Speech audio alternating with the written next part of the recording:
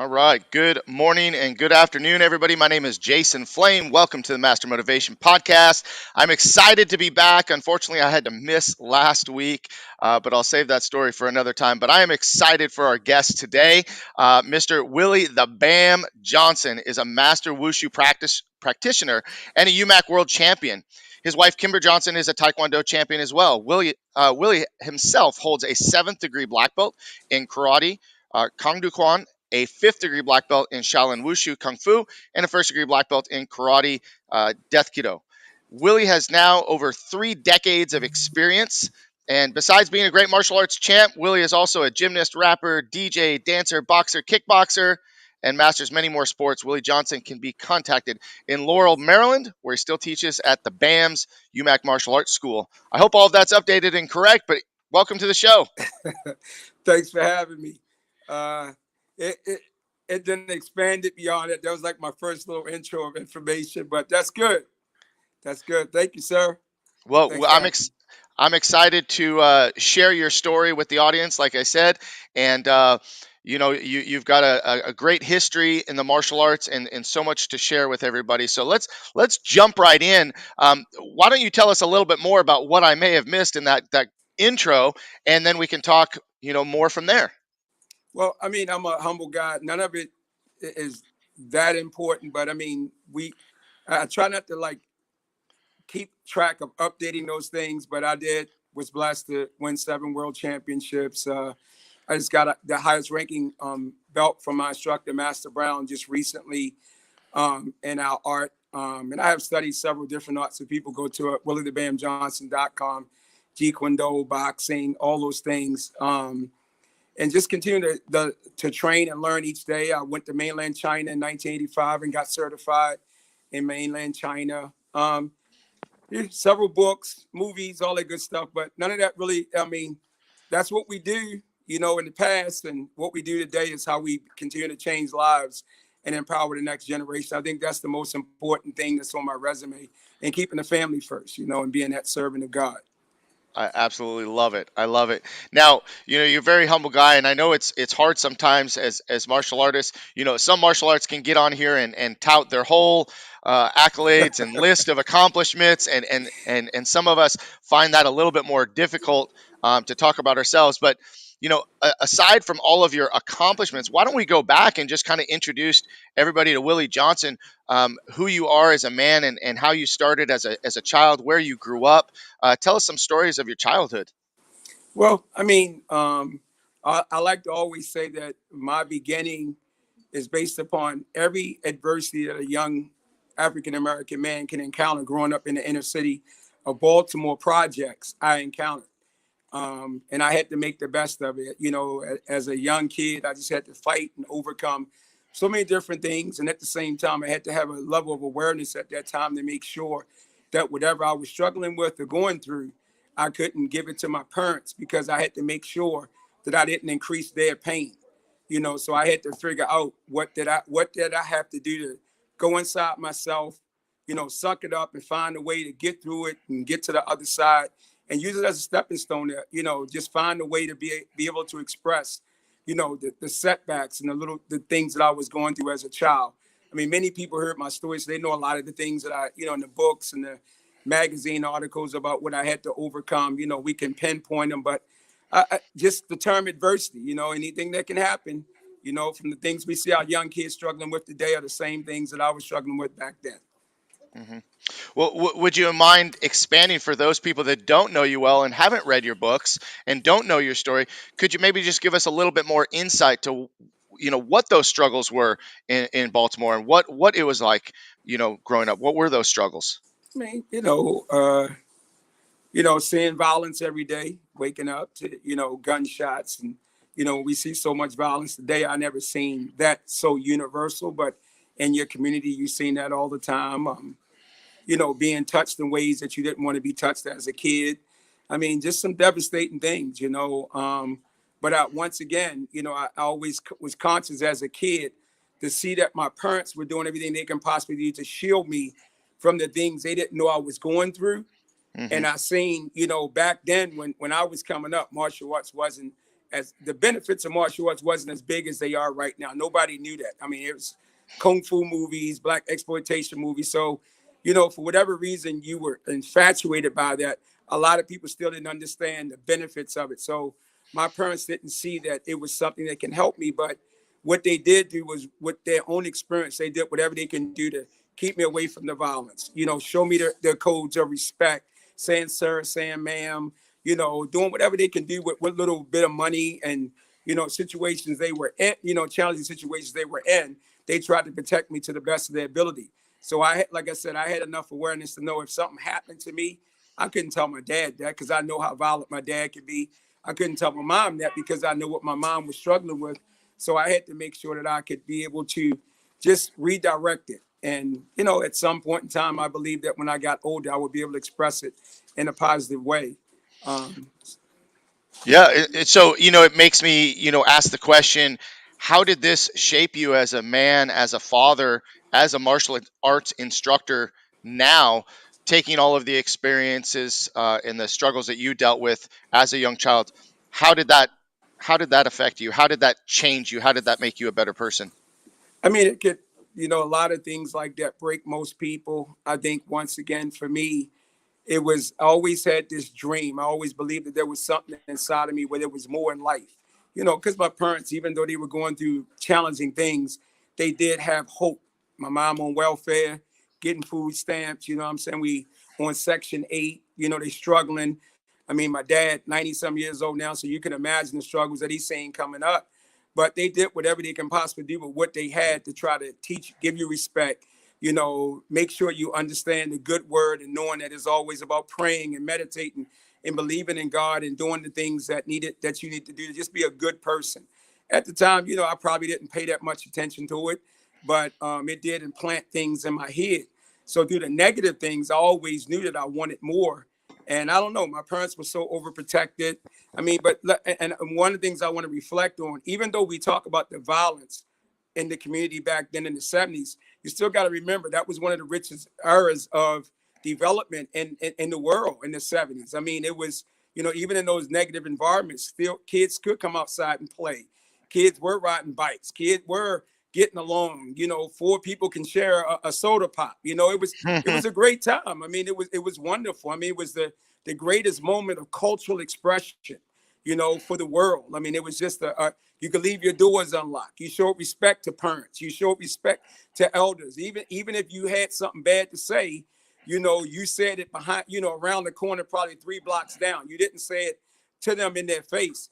And back then, even if you did say something, if you got in trouble, 3 blocks down the street, by the time you got a block down with no cell phones and no computers, your parents already knew that you got in trouble. They're like, so what did you do, boy? You're like, hold up, man. How did they know what I did 3 blocks down the street? But it was a great time, and like I said, my parents, they were overprotective, to the best of their ability. So though a lot of those things happened behind them or when they weren't around, or they felt like somebody, had my best interest at heart, but they just didn't know the characters of that person. But this one time, my parents had let me go. My mom let me go to a movie. It was the first time she let a neighbor take me out to go see a movie. And back then, you could turn on the TV, you'll see Bruce Lee flying all over the screen. You see Enter the Dragon, Chinese Connection, Five Fingers of Death, all these incredible commercials about martial arts. And who wasn't inspired by martial arts at the beginning when Five Fingers of Death was the first film that ever come here? So I always had this dream where I wanted to go and see a movie like that. And this one time, my mom let me go to the movies, and I went to see Chinese Connection. And that just changed my life. I mean, back then, think about if you came up during those times. I mean, the movies were so jam-packed. I mean, people were standing up on the wall, sitting in the, on the floor. I mean, lines were all the way like 3 or 4 blocks down the corner. Everybody was inspired by this man and what he was doing. So when I sat there and I looked on that screen, for every negative thing that I was going through, I didn't see Bruce Lee, I seen me. I became that hero that Bruce Lee was for what he was fighting for. And if you really understand Chinese Connection and what Bruce Lee was trying to do through that movie and the story that he was telling and the pride and the honor that he had as being someone that stood up for a people that was being oppressed or going through so much adversity, he was willing to give up his life for that. And that's what that movie was all about. but it inspired me because I was going through similar situations, like I said, in my own life. So when I sat there, it just changed my life. After leaving that movie theater, I just began to practice martial arts on my own and doing whatever I can possibly do to try to feed that fire that that movie lit inside of me. And that's how it all began. So seeing the Chinese Connection was the catalyst to you getting involved in martial arts and having that passion for training in martial arts. Exactly right. I mean, because it wasn't the kicks that you see. Remember, if anybody would go back and really study that movie, you will see things that we probably didn't even catch. I mean, the determination this man had, the respect that he had, and honor and loyalty he had for his instructor, and it was based upon a true story. So understanding that right there, it was a great inspiration for me. It just changed me. It was that light that I needed to have turned on inside of me to give me a reason to push past whatever was going on in my life. It just lit that fire. And I was 6 years old. And I just began that journey to seek out and try to find whatever I can possibly find to help me feed the desire to want to be a martial artist for life. And so, talk about the beginning of your training. Training at 6 years old. I'm sure you still have some vivid memories of what it was like to get started, because starting martial arts in the 70s, right? It was not as um, mainstream. It was not as common. I mean, now I think you see a martial arts school on almost every city block in most areas. Martial arts is I would say almost on par with soccer, baseball, football, and all the other sports that are out there now. But back then, it was not that. It was they're very few and far between. So talk about your experience getting started and the training that you received. What do you remember most when you were a child? Well, remember when people came out the movie theater back then, you got a broomstick, you cut it in half, you got a dog chain, you cut that in half, you made your nunchucks, you Mhm. got the electrical tape, you taped them up, and everybody on the street was doing nunchucks. I mean, think about it. If you remember that time, everybody was doing nunchucks. Everybody was flipping off a pissy mat. I use that term, pissy mattresses, and doing backflips up the wall and flipping off a roof. So the world we see today, back then, we were doing all that in the inner city. It was remembered by way of the inner city. That's the movie houses that was showing all those kung fu movies. It wasn't mainstream accepted. Not even Bruce Lee was accepted at that time. So you come out, you spawn around with each other, you kicking each other. You just was creatively trying to express yourself, just which is the truest form of how martial arts was developed. You went, think about anything that we physically express today, be it martial arts, gymnastics, baseball, football. It was all inspired by something you felt in motion and movement and expression. And you creatively followed that rhythm and that flow. And before you know it, everybody like, oh man, what are you doing right there? Can you teach that to me? Mhm. And that and that quest was a search of trying to find dojos, but there weren't that many dojos in the inner city back then, let alone mainstream. So you probably found one dojo, and I would go in there and sit there, and see the instructor, and and I know he knew what I was doing. I couldn't afford. I mean, what class price was $20 a month? We couldn't afford that, but the instructor would do whatever they could do to give you a little intro, and they would teach. I would emulate all the stuff I seen him doing on the floor, and I would write it down and draw it out and go back home and practice it.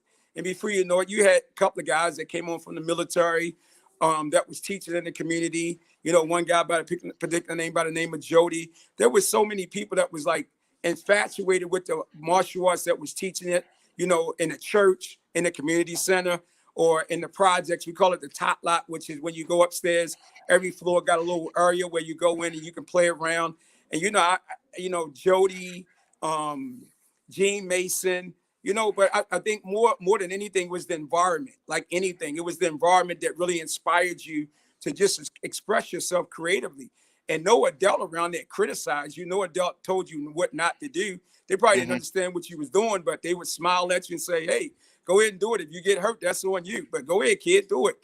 So it was an inspiration for us to just continue to express ourselves. Because remember, to me, the ultimate goal, you come in as a creative, fluid, adaptable individual that's willing to express whatever.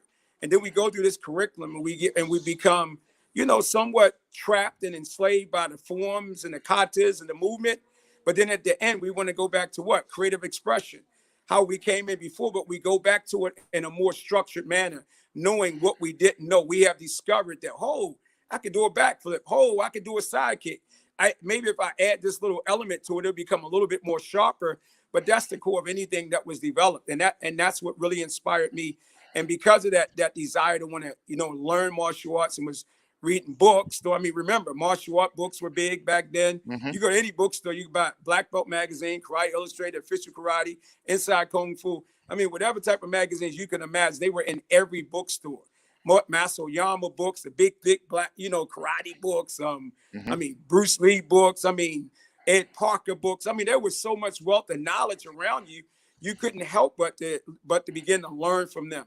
And remember, the thing about that in history, it was always the book or the scroll that the masters gave to the student and said, go off and practice this and come back and show me. So I realized that today we were going back to the core of how martial arts was passed on since the beginning of time, or anything of knowledge itself was passed on. And that allowed me to be able to, earn a good enough reputation and set my own goals and visions on what I wanted to do. And then I ended up working with other instructors like, Grandmaster Kenneth Parker, who was really my first instructor that was responsible for me getting my first black belt, Grandmaster Garcia Davis, Master Dennis Brown, Master Tony Lynn, the brother of my instructors, Grandmaster Willie Lynn, also Tyre Cassell, and training with so many other people like Peter Morales, George Chung, Cynthia Rothrock. I mean, at that beginning, man, you just had an opportunity to train and exchange with everybody because everybody wanted to give. The tournament Hmm. circuit, don't even talk about what that was like back then. That was like heaven back then. I mean, it's great now, but back then it was just totally incredible. Well, I'm loving hearing all of this and just the stories and the passion coming through, and your energy in explaining all of this. I want to give a quick shout out to Rick Rando from Rando Speaks. Thanks for watching. Appreciate you being on here. If you have any questions for Mr. Johnson, please let us know. And also TJ Williams, thank you from the Kickpod podcast. He's checking in today. Please, again, if you guys have any questions, anything that you want to hear us talk about, would love to get your input as well. But we talk about martial arts in general and the benefits of martial arts. You mentioned earlier a few minutes ago that we didn't really maybe understand the benefits that came out of martial arts because in the early days it wasn't marketed the same way, right? I mean, martial arts was not marketed with all the focus and discipline and respect. It just wasn't really talked about in that way, although most of us that started early on, especially early on in our life, and have been training for decades, look back and go, yeah, we did learn those things, even though it wasn't necessarily talked about. There weren't specific lesson plans that said, we're going to teach, confidence today, or we're going to teach self-discipline. It was just something that was built in to the training over time. So can you talk about that just a little bit more? And also about some of the people, you mentioned a lot of names, people that inspired you, maybe a little bit more specific on some of those people as well. Okay, well, I think a lot of the respect starts at the house. My dad always said, say thank you, say yes, ma'am, say yes, sir. My mom always taught me that. That I think before it even goes to the dojo, to me, the dojo today reinforces what should already be established and instilled in the household. So all that credit goes back to my parents. And the one thing that I say back there, where people don't realize in the inner city, where we look at as being a bad and violent place, everything was about respect. The reason why we struggle with so much today in those environments is because there's a lack of respect.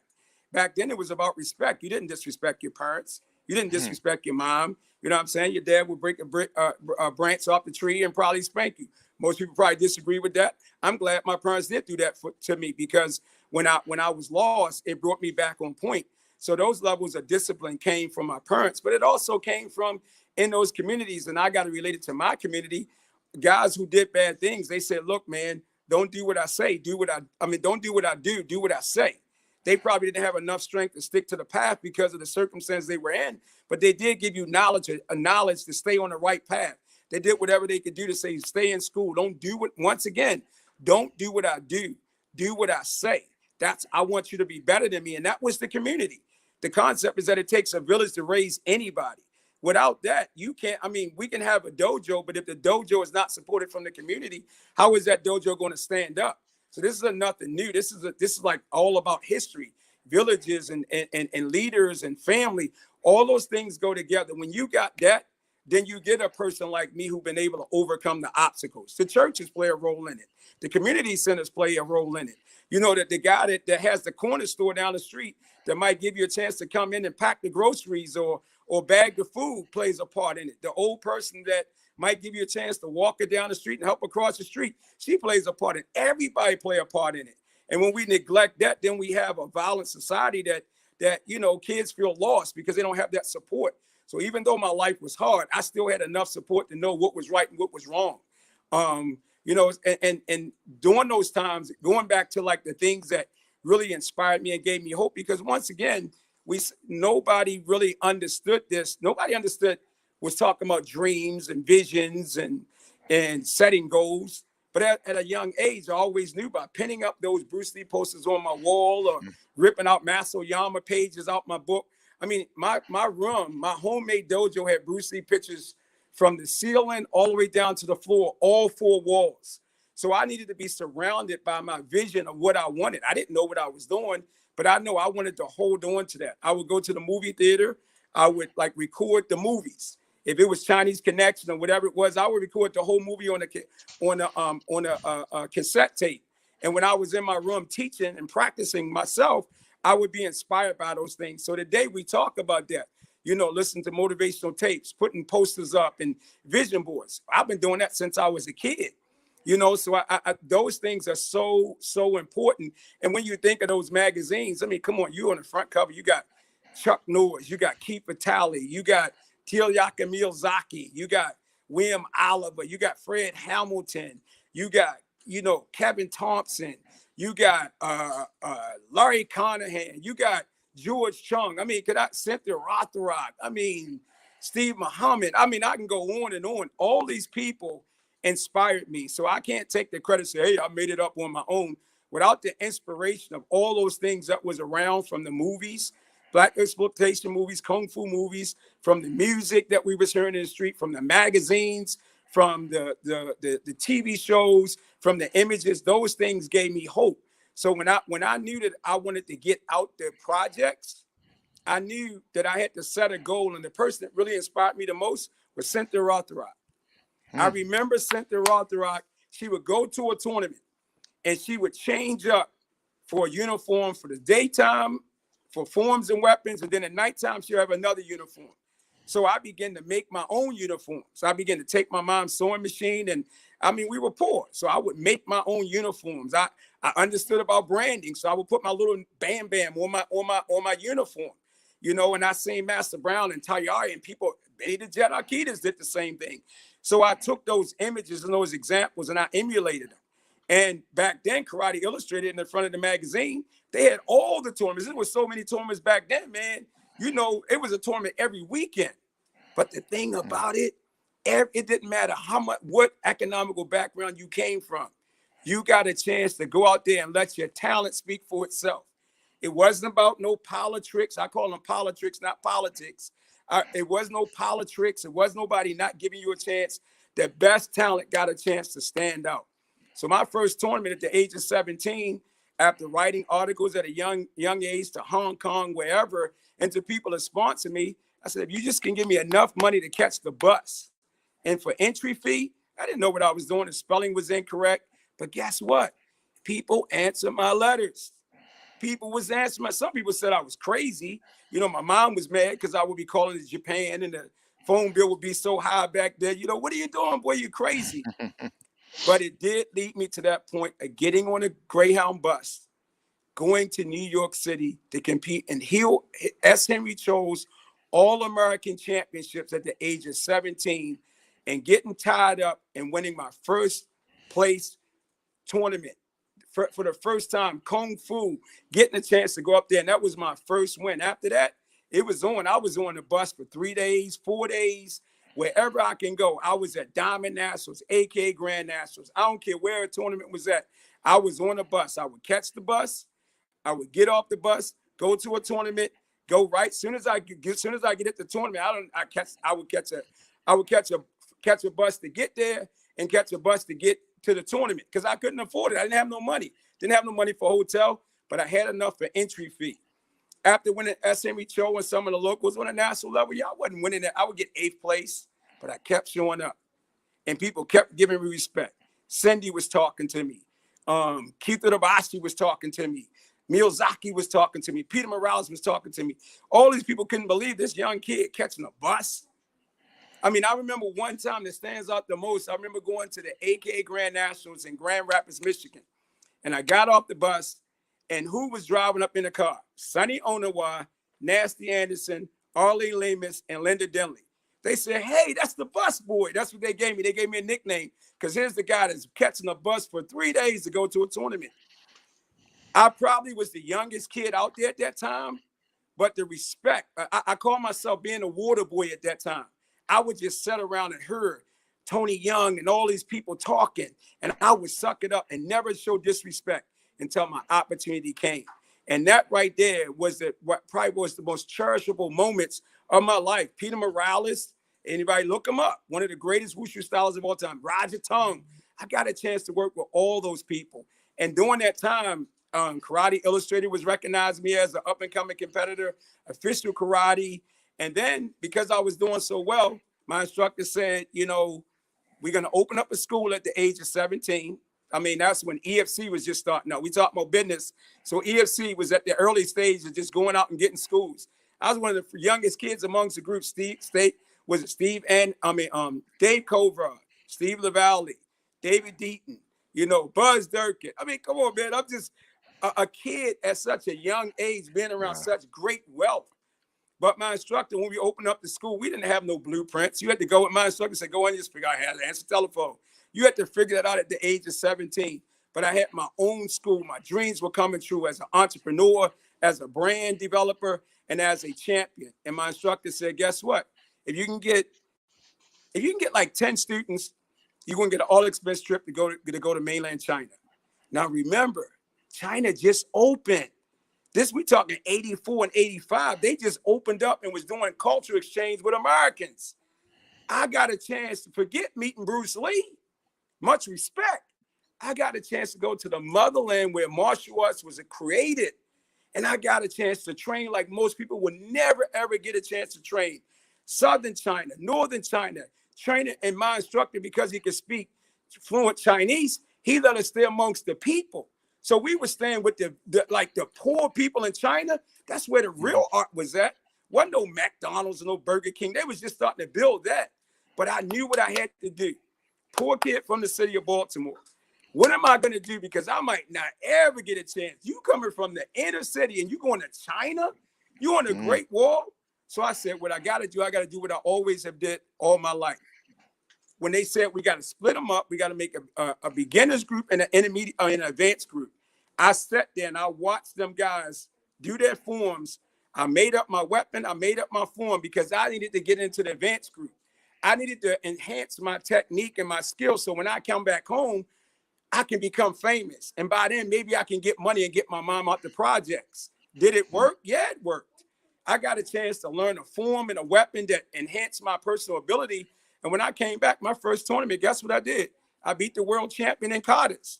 And that just began to take me in that direction, you know, before I hit a brick wall that deterred my focus at that time. Well, I don't know about you guys. If you're watching right now, you're getting a heck of an education and a whole lot of motivation as well. I'm just inspired listening to this story. I mean, just what an amazing opportunity that you've had. But it was an opportunity that was met with, you know, your hard work and your determination. I mean, like you said, you know, you wrote letters and you got out there and, you know, if you never ask, if you never try, the answer is always no. You're always going to be shut down. But, you know, you went after it and here you are with all of this awesome information to share. And I just want to real quick again shout out to Chucky Curry, who's watching, who's been real excited to watch the podcast lately, and Mr. Brandon Beliso. Thank you, sir, for watching. Appreciate having you on here. We also had him on as a guest last year, so if you guys want to check out his interview, great story. Very old school martial artist who's created amazing opportunities for himself as well. I got to ask now because the nickname, the Bam, where did that come from? Well, my original nickname was Bam Bam. That was given to me from my uncle because of my energy level. But like I said, when I came back from China, what I say to anybody out there, always love your kids and never stop them from expressing themselves. Never, even if we don't understand it, support them and love them and give them the support that they need, even if you don't know where it's going. If they want to pick up dog poop, we already know that somebody's a millionaire from doing that anyway, so just support them. But at that time, and I think sometimes we still don't understand, when I was coming back, once I was living those dreams, when I would come back to my community, now the community was infested with drugs and gun violence. Shooting every day, people being murdered, people shooting on playgrounds. So the violence we see today, I seen that firsthand as a little kid. And it was hard. It was hard to stay on that right path because that overwhelmed the vision and the dreams. Because you had, as a little kid, you were traveling the world, but you went back to this community of hell. It was like the jungle or the beast. You went into the belly of the beast and nobody knew what you was going through. Excuse me, forget. Sorry about that. Nobody knew what you was going through, but every day you would fight through it. You would get up, you would just have hope. You would just believe that it was going to be better. When you seeing your parents fight through it, you seeing everybody fight through it, and you succumb to it, and you begin to make bad choices. And for me, and I say it clear, and I say it over and over again, my bad choice, the reason why I made it, because I wanted my mom to get off of welfare. I wanted my mom to have a house. I wanted my mom to have the best things that life could offer. I was tired of people treating her like she was nothing. I was tired of people laughing at her when she walked because she was handicapped. I was tired of what people did. So it was my duty as a man, as someone who loves their family, to stand up at a young age and make a sacrifice so my family can have more, so my mom can have more. And I say to any kid out there, I don't care what you think you know and how bad you think you are and what you got. Don't you ever disrespect your mom or your dad. You only get one. I don't care what they do to you. Maybe if you understood what the hell they had to go through to get you to where you at, you would show a lot more appreciation to who they are. And I always understood that. And because of that, man, when my mom, the story is that while I was playing both sides of the fence, just trying to have the strength to keep going, I remember I was scheduled to be on the front cover of Official Karate Magazine, a dream come true, with my instructor, Master Brown. But because I was playing both sides of the fence, I came home and my mom was dying from cancer. But I didn't believe my mom really was going to die because my mom would always be sick and get better. But this night, she didn't get better. This night, my sister said, Mommy's going. And when I came in the room, my mom took her last breath in my arm. And I remember what she said. She said, Bam Bam, be good. Be good. And she died. Still, I consider that to be the greatest blessing in life. Rather than having the magazine cover shot, I was there for my mom to make her last breath in my arms. And after that, I just wanted to die. People claim that they understand the story. No, they don't understand the story. I just wanted to die. My hero was gone. My hero, everything, she was gone. So I was hoping that I can go. And through that journey, I ended up in a place where I consider the greatest blessing in the world. I ended up incarcerated in a maximum security prison. The first time I got locked up in that prison, I wanted to die. I wanted to commit suicide. I wanted to hang myself with a sheet and just end it. I was claustrophobic. I was locked down. My dad always told me jail was no place for a man to be, especially a young African-American man. You don't want to see that ghost. My dad always taught me better. I go back to say, I knew better, but I made those choices. But that one night in 1989, I dropped down on my hands and knees and I pulled out a piece of paper and I wrote and I said, God, if you give me another chance, I will never abandon you. And something happened. I got the strength. I got up. I started practicing martial arts. I started doing everything it took that I did as a kid to now know that God don't create garbage. God don't create people to do things like that. Martial arts taught you better than that. And there's an old saying, they say, when the student is ready, the teacher will appear. Well, I already knew it. So now that teacher came on inside. And when I was incarcerated, every day was spent on transformation, reading every book like Malcolm X did in the library, going to anything that talked about God, practicing martial arts every day. I did whatever dream. Remember, I was in China. I was already a national champion, a world champion. I lost all of that because I didn't have the strength and nobody understood what I was going through. So I had to transform myself. Wasn't nobody trying to rehabilitate me in jail. Anything that people did to try to get through jail, I did the opposite. And guess what? I never got in one fight. I never got in one fight. It was all about peace. It wasn't because I was bad. It was because I understood that I was now connected to a higher purpose. It was up to me to go back and make sure no kid ever have to go through what I did. And that was my mission. And God was speaking to me. God was guiding me. And everybody around me was guiding me. And I knew that when I got home, I was going to go and live my dreams. Everything that I took for granted with Mr. Kokinis, I remembered. Everything I took for granted in China, I remembered. Everything I took for granted with Master Brown, I remembered. Everything I took for granted with Osa Cassell, I remembered. Everything I took for granted for everybody that helped me, I remembered. And I made a commitment to make sure that when I walked out that jail, I would never return. That was 35 years ago. And I already knew what I was going to do. I had a plan. I knew how to run a business. I knew how to get the goals back. And when I came home, I remember my instructor, Master Brown, used to see me running in Washington Monument every day. I was homeless. And I had to be homeless because I needed to become a man, not a fake, not a perpetrator, not nobody trying to be a so-called master or manipulating people. I had to be a man. So whenever trouble comes again, forget the kicks or the punches, I was strong enough to stand up and deal with adversity and don't use no drugs, no alcohol or nothing. I can move with God. And my instructor said, I will take you. You can come and live with me. I said, no, Master Brown, I got to be a man. I got to be a man. I got to do this. And guess what? He said, you know what? There's only one BAM. You're the BAM. You're the BAM. So that came from my instructor, Master Brown. And since then, I never went back. It's not because I'm a tough person. It's not because of just martial arts. It's an accumulation of all those things. And now, because I continue to push forward every day and do the same things I did in jail, I do every day I get up. I don't get up at 3 o'clock just because I want to inspire people in the world. I get up at 3 o'clock every day because I can't fake myself out. I got to keep inspiring myself. I get up 3 o'clock in the morning so I can make sure that I can be the protector of my wife and my kids and my community. So guess what? Think about it. I don't care how bad you are and how much martial arts and self-defense you think you know. In some inner city, at 2 o'clock in the morning is the hypest time in the city. Drugs, violence, guns, everything that you might think while you sleeping, the criminal's trying to figure out what he's going to do to get you when you get up. And guess what? I know firsthand because I was that person. But now, rather than getting up for death, I get up for life. I get up to inspire people, to manifest and remember that commitment that I made to God in 1989. And for me to ever go back, and this ain't got nothing to do with none of the other stuff. It got something to do with my love for God. For me to go back and do whatever I did that got me in jail is for me to die because I would rather die before I ever go back to prison.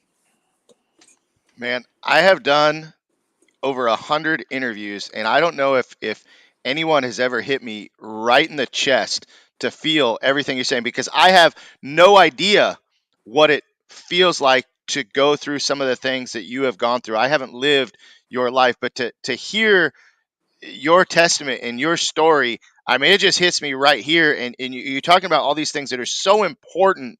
And I really hope that everybody watching this takes this to heart and shares it with people, because this to me is like the realest information that we can get right now. You know, so many of the guests that I have, you know, we're talking a lot about, you know, our successes, and we're talking about all the things that look good and feel good. But I mean, right now we're getting some really raw information. I mean, not everything felt good. Not everything was all about, you know, doing really well. You took a situation that has really made you grow and has really helped you to help other people learn and grow. And by the way, Cecil Peoples is watching right now. Thank you, Sensei Peoples. Really enjoy having you on here. And just guys, if you're watching, you have any questions or any comments that you want to throw out here, is a great conversation with Mr. Willie Johnson. Um, Gosh, I mean, where do we go from here? I'd love to talk a little bit more about your tournaments, and moving into the movie industry. Can you tell us a little bit more about your experiences in the tournaments and what led you, to start getting into the movies? And I know you got a movie coming up that you're going to be talking about, a big premiere. So let's go in that direction. Well, I mean, once again, that dream with Bruce Lee. Remember, he used entertainment as a form, as a way to express his truth. If you want to change the world, entertainment is the best vehicle to use. I mean, we see it today. You can change kids, you can change vocabularies, you can change whatever if you use the form of entertain. If you use the entertainment industry, KRS-One calls it edutainment. So while I'm entertaining you, I'm educating you. I'm trying to feed you subliminal, that third eye right here in the center. And so back then when you competed, that's what everybody did. You got on the cover of Black Belt magazine and you got in the movie like Keep It Tally, Into the Ninja. I mean, just do the historical check. You went to tournaments for the soul. Come on, Bruce Lee was discovered at a tournament. That was what it was back then. Chuck Norris was discovered in the tournament. So I just was following the pathway of all those guys, and I wanted to get into films. I was writing films since I was a little kid. I was shooting films with 8mm cameras when I was a little kid. So everything that I'm doing today, I always did back then as a kid. I just didn't have the confidence to stick to it. Jail gave me the strength to be able to stand up and say, for God, I am going to fight the good fight. I am a soldier that will never abandon God ever again. Because God don't leave you. I'm not speaking religion. So that ain't got nothing to do with no religion. It's that lost element that we don't even teach in martial arts no more. When I went to China, it was about mind, body, and spirit. If we understand martial arts, it's mind, body, and spirit.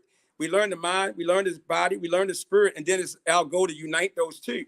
It's about flowing as one, bringing them all together, be that balance being. Martial arts is a way of life. It's not a sport. It's not a business concept. When me and I got to get the reason why I think I'm even more confident today in knowing that, I can manifest these things, because it's my support team, my wife. I mean, once again, I always tell everybody, my wife, man, she can have her own school. She can do her own thing. We met in competition, but she's like my soulmate. She's my partner. She's my martial arts partner. She's my martial arts family. She's my wife. She's my best friend. She's my everything. And then my kids. Remember, I got locked up, man. I had an older son that if I didn't come back home and do the right things, my son would have became a drug. I'm talking real. And right now, guess what? That stuff don't just happen in the city. That stuff happen everywhere now. You know what I'm saying? There's no guarantees. It's not just in the city no more. So what I had to do was come home and be that person so I could be a better example for my kids. And now look, I mean, my number one crew is my family, my wife, my kids, our school, our community. And that's what I surrendered to. So today, I wish I can say, if you think back, I said I want to be famous. Today, I don't want to be famous. I care nothing about fame. And I could talk about how much money I made selling drugs on the street and seeing all that money and having whatever you want.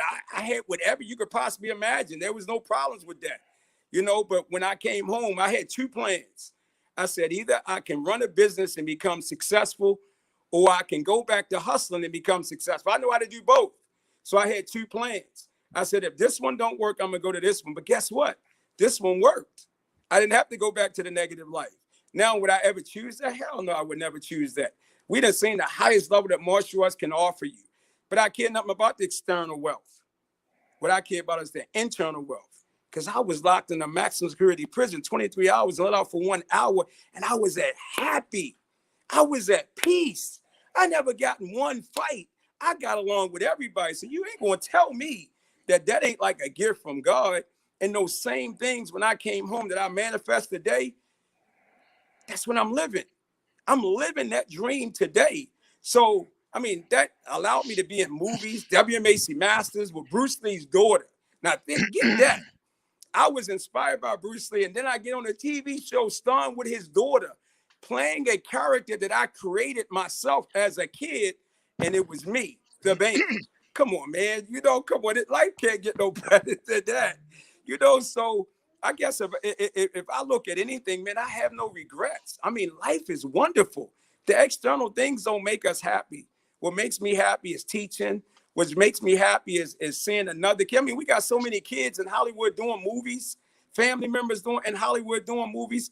Come on, man. I was a little kid from Lawfare Projects. I ain't supposed to make it. I'm that 1 out of 100 that ain't supposed to have made it. And look at me right now. Now, because of my wife, because of my kids, because of my community, because of you, because of a collective of all us coming together, realizing that we're more alike than different. And we all on the same journey of just trying to find peace, harmony, and happiness to inspire another generation to have a better life without making the mistakes that we made. That makes us equal. Forget all that other stuff. The real martial arts is outside the curriculum. It's outside the contracts. That's what I teach. And when I see you working out and I see you flipping, you're not going to tell me that when you work out, it's beyond all that other prearranged stuff that we see out there. It's for a love that you feel inside your heart and your soul. Am I correct? Yes, sir. Yes, sir. It's refreshing. It is so refreshing to hear a martial artist, talk about this stuff because and listen, there's a lot of martial artists out there that are successful, financially successful, have multiple schools and all this stuff, and I think that's amazing. I think that's great, but to hear the words that you're speaking right now, to talk about that internal feeling of success. I know I feel very strongly in that way myself. I would never choose another path than what I'm doing now because of everything that you just said. I mean, to watch a student that comes in, whether they're 3 years old, 13 years old, 33 years old, or 73 years old, doesn't matter, right? Because they all come to us for a different reason. And we have we have a gift to offer them, and we have the ability to change their life for the better.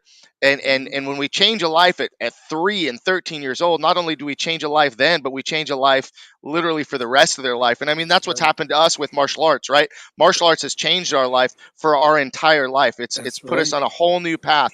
It's just it's really, really refreshing to have this kind of conversation about martial arts because I think we all feel it.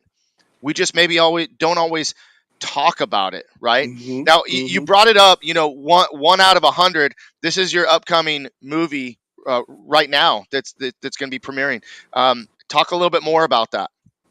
Well, 1 out of 100 is with a guy by the name of Brother D. When I was locked up, who was the first man that I ever met that showed me what it was like, all about being a man, a real man, being held accountable as a man, not a black belt, not a master, not a champion, but a man. And he said, amongst all of us, only one of y'all gonna make it. Only one of y'all gonna make it. And after 35 years, I hope that I'm that one.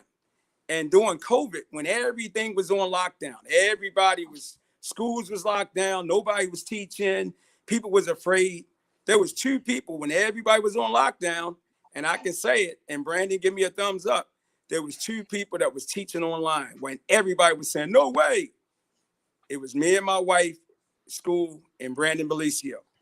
We were figuring it out because before then, I had Champ Nichols, much love to Champ Nichols, Damon John, speaking manager. Champ was like, bam, with your program, how can we take it virtual? Before anybody was doing Zoom or none of this, he was like, nah, man, they got to work out with you on the beach, bro. So we were trying to develop that. And when COVID happened, here's what happened. Me and my wife was trying to figure out how to set up Zoom. We was sitting there, Brandon talking to us. We all trying to figure out, and much love to my brother, Brandon, because he did do a lot, and communicating still to this day. So we sitting there, and me and my wife sitting there, and something happened. And I think Messiah was probably like 13 or something, our son. And we were panicking just a little bit. And Messiah said, chill out. And me and my wife looked at him, who the hell are you talking to? You come from that school. No, you ain't talking to me like that. But we kept quiet. And he set it up. And our little son set it up.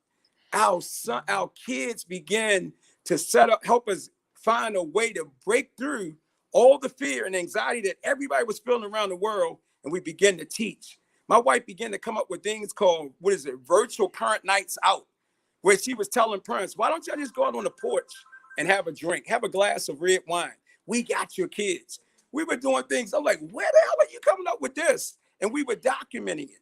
But one day, after seeing all the stuff we was going through, My son said, Dad, why are people marching when COVID is going on and nobody knows what it can do, but it's going to kill you?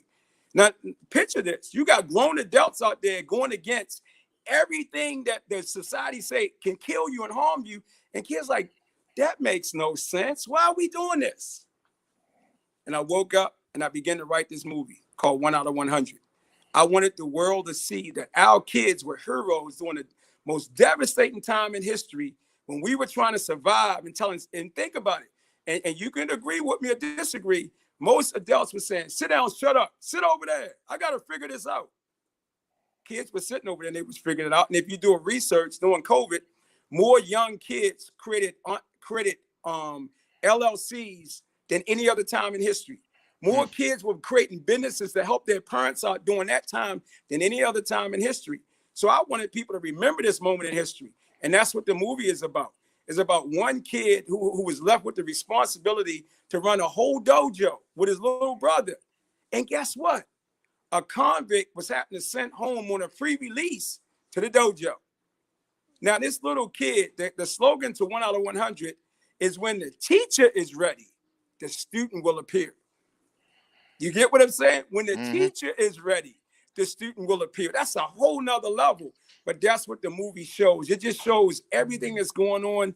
It has no cursing. It has no beds. It has no sex scenes.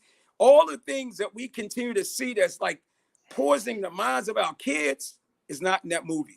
It's like, I call it the beginning of hip hop. When you could listen to hip hop and they had no cursing, it was just good party music or conscious music, and you can enjoy it and your grandparents can hear it. And that's what the movie is all about. I mean, the movie's not even out. We done won so many awards. We got so much press written up. And guess what? The movie was written on we call the lowest budget you could ever possibly imagine. It's just that so many people came together, from Robert Parham, people consulted with us, Isaac Florentine. Anybody know him because of Scott Ekins? I mean, Isaac, you just do a check. I mean, he was a part of giving us consulting. Art Camacho, Byron Menz, you know, so many people, my wife's support and making sure we pull this thing off. But we wanted to show the world that the next generation of teenagers and kids that we take for granted, our kids were doing some remarkable things during COVID. It wasn't just adults. Most adults were in panic mode. The kids were calm. Kids are resilient. And they were out there doing whatever it took to get to the other side, man. And I think that if anybody listen, we and Mr. Randall and Brandon, all of y'all know, we need to honor our youth because they truly heroes. They were better heroes than what we doing in times of stress and fear and anxiety. They kept on showing up. They kept going to school on Zoom. They were doing it all. And I will never forget that. And if you see that movie, you see this movie, I guarantee it will inspire you. It will change you. It was shot during COVID, not after COVID. People thought we was crazy. We shot it during COVID when everybody was on lockdown. That was a blessing from God, man. And that, so that's the movie. That's what it's about. Well, I'm excited to see it. How and where will it? I have to ask. Will it be streaming on any platforms? Will we see it in our local theaters? I'm here in California. We got people watching, probably all over the world. When can we look forward to seeing it come out, and where are we likely to see it? You'll see it on Tubi. It's been sold to Tubi, Amazon Prime, Redbox. I mean, we got like six distribution deals coming out. I can't say it will be on Tubi. It will be on Amazon Prime. It will be on Redbox, Hulu, couple of other ones. I can't remember all of them, but we will be doing a special premiere in Baltimore City, December the 27th at the Historical Charles Theater. And if you want to see it in California, all you got to do is hit up Robert Parham, the director of the film. We can have a screening there. Who knows? Probably at the Martial Art Museum. We could do a screening there. But our quest is that anybody that comes out and buy a ticket, the quest behind the movie is that we want to give away 1 million scholarships to underprivileged kids all over the world. So anybody that supports the movie, supports anything that we do, we're going to use those funds to make sure every kid around the world can benefit from martial arts. We call it the Point MMA 37 skills, like the 36 chamber, but we call it the 37 chamber. And they can learn it from the comfort of their home on their phone, on their, on their watch, wherever they can do, watch videos and practice on their own. We made it like learning basketball or playing with a football. You can learn Point MMA 37 skills to empower the next generation. So that's the biggest quest, I think, trying to give away 1 million scholarships. And we already got a part 2 in the works. So that is on, man. We ready to All go. right. We at a whole Yeah. new level now. Amazing. Well, listen, guys, for those of you that are watching this now live, or you're going to watch this later on a replay, I definitely encourage you to check out this movie. I love the approach. I love the goals. I love the vision. I love what it's the purpose that it's serving. So can't wait to see it. Can't wait to share it. And I'd love to be able to have some kind of showing here, at our martial arts school, so we could have a night for all of our families to come together. My last question, and this could take us a little while to answer, but we've been talking about how kids are resilient, and earlier on you were talking about how kids didn't have the respect level. They had more respect. I've been thinking about this for the last 20 minutes or so on how to ask it, but what do you think is the biggest? What do you think is the biggest component, or what has changed the most, that has taken us from a society of kids that were, had that respect, and in some ways, fear? I mean, my parents spanked my ass left and right. I had a fear. I had a fear of my parents. I respected them, but I had a fear. And I'll be honest, there were times that my kids took a whooping too, and I think that there's something that goes along with that. And again, people may not totally agree with this, or whether you agree with it or not agree with it, but what has changed so much, from the 70s and 80s to now we are in the 20s? What has changed so much? What do you think is the biggest contributing factor? I think when you talk to kids, we think that kids don't want tough love. We think that they don't want structure. You go to, I'm gonna take the hood. I'm gonna take the most craziest communities where you got some of the most violent kids. They all want structure. It's a part of our core. They do want some direction. They do want some. When you give structure, you show that you care. By being their friend, don't show that you care. I always ask a kid, "What do you want? Do you want me to like you? Or do you want me to respect you?" Maybe everybody should ask themselves that question. Do you want people to like you, or do you want respect? See, respect goes a long way. It goes what you tell you. You go back home. Being liked, people can stop like you. They can start liking you. A lot of time that's phony, but you can tell respect. Respect is how somebody look at you. Respect is how somebody shake your hand. It's how somebody smile at you. How somebody make eye contact. And I think for me, which is different with my journey helped me and my family recognize, is that you could follow me everywhere. I don't care where you follow me at. You're never going to see me do anything against following good orderly directions. What is God? When God, you flip it, it says good orderly directions. I'm not preaching religion. It's just that I know there's a higher power. I believe that our kids, we got to get them back to something higher. You know what I'm saying? If your hero is the person right there in front of you, what you gonna do when they fall for it? When they fail? We as human beings gonna fail everybody. I don't care how bad you think you are. I don't care how much money you got. You're gonna fail everybody. That's just a part of who we are. But I believe when we teach, I want my students to know that there's something much higher than me. You can call it whatever you want to be. I know it ain't a human being. And I want you to be connected to that. I want your force to come from that chi, that key. But at the same time, you can't get that if you're not following good orderly directions. You know how to treat people. You can feel it in your gut. If you disrespect your mom, you ain't going to tell me you don't feel that there's something wrong with it. But here's the key to all of it. It's so important that we as leaders be consistent with it. Do we still hold the doors open for women? Nah. Do we still, show women the respect and our wives the respect that they deserve? Do we sit in a meeting and disrespect women? I don't care how much money you got. Do you show the women the respect that we supposed to show them? Are we the protectors of the protectors and providers of our community? You know what I'm saying? We talking real, and the protectors of the providers of our kids and our wives. That's what we supposed to be. We supposed to be able to suck it up as warriors, and sometimes we ain't always looked at as being favorable. That's okay, because you understand your duty and why you was put on this earth. As a martial artist, you're supposed to be a warrior. You're supposed to understand the code of the samurai. You're supposed to live it. You know what I'm saying? You're supposed to know what you're willing to sacrifice. You're supposed to know, what are you willing to die for? I'm willing to die for my conscious contact with God, because without that, I can't be a service to and I ain't preaching religion. It's just the truth. If I can't do that, then I can't be a service nobody. But guess what? When you read the books of truth, you can pick whatever ones. I mean, you call it the Bible, whatever it may. We know that they all saying the same thing. You got to believe in whatever created this universe, and there's good only direction. If we teach that to our kids and we hold on by being living examples of that, it's funny. I see my kids making prayers today at the kitchen table. I see my sons dropping on the side of the bed making a prayer. I see my oldest sons or whatever, when he going through the struggle, he reading the Bible. It don't matter. I'm not preaching religion. I'm just preaching a spiritual way, which is a part of martial arts. You can't teach martial arts without that component. I don't care what you say. For many years, we said it's physical, it's mental. No, no, no, no, no, no, no, no, no. The Shaolin monks needed Dao to come there and help them learn how to stand up with yoga. It's all connected. Why is yoga so big and bigger than martial arts right now? Because people want some peace. Maybe we focus a little bit more on that, which is the true essence of martial arts. How long are you going to be able to do MMA when you get 50, when you get 70 and 80? At some point in time, you got to transition to meditation and internal development. So I think when we go back to those core basic principles and be the walking example, it's okay to say it in a polite way to tell the kids, show respect. But are you showing it outside the school? Are you don't disrespect your mom? But if we live in it and we live in examples, I think it becomes a thing of back in the, like I said, the older people, even though the guy sold drugs, he said, don't do what I do what I say. We didn't disrespect the older people. Today, we just disrespect older people. Why would you do that? They're your ancestors. They made it possible for us to be where we at. But it starts with us, I believe.